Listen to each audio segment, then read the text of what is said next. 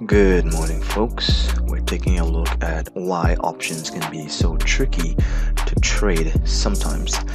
So, I have a chart here of Apple. This is a 1 day chart of Apple, and on the middle screen, I have a 325, which is just about an at the money call option on Apple, and the expiration is February 28th. So we have about a week and 2 days to go in that expiration. Whereas the chart on the rightmost side is the 325 call, again, the at the money call, but this time it is expiring on this Friday. So that means that there are 2 trading sessions remaining for this option's life. And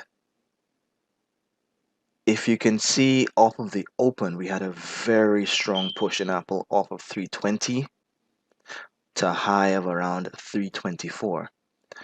All of this took place within the first just about hour of the day's trading session. Hour, let's see, 12, yeah, just about an hour and 2 hours and a half.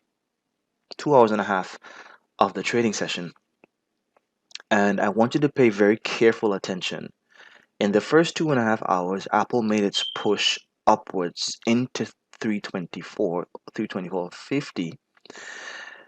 The weekly call, the front weekly call, held most of its value and essentially tracked Apple all the way.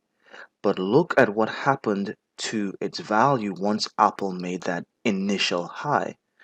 Apple consolidated for a number of minutes, practically another 3 hours within this 324.50 to 323.60 range, consolidated, so essentially held its price. Look at what happened to the option.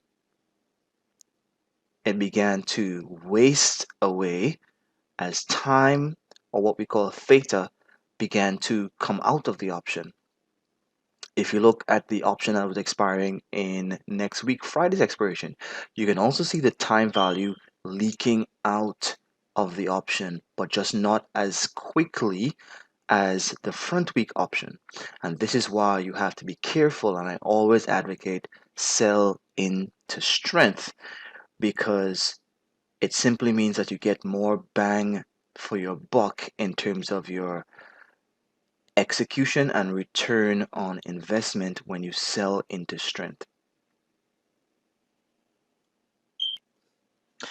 Another excellent example of this is that we have a chart of Tesla on the left hand side, which had a monster day yesterday, up at one point almost $85 on the day, just over 10% from its closing price yesterday. And in the middle, we have the 865 call, which was actually at the money going into yesterday's close. As you can see here, closed just at around 860. So the 865 call was just about at the money.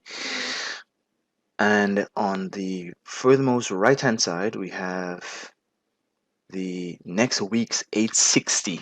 So not exactly the same as the 865, because it's 5 more points in the money, so it's a bit more in the money, but there's no 865 call for next week's expiration, so I'm using this one just as an example, as a close approximation.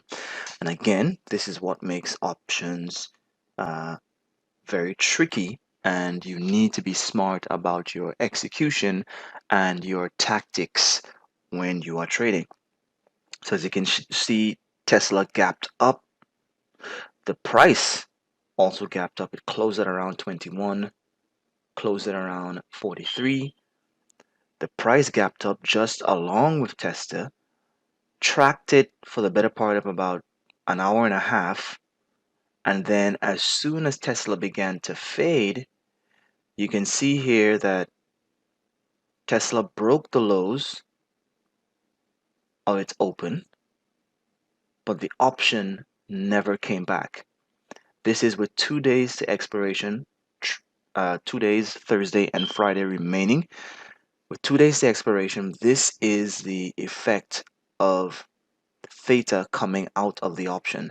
And this is why I always dictate and I always mandate, I always advise sell into strength, because it becomes that much more difficult when the stock either begins to consolidate or pull back. Your position begins to eat away at you very quickly.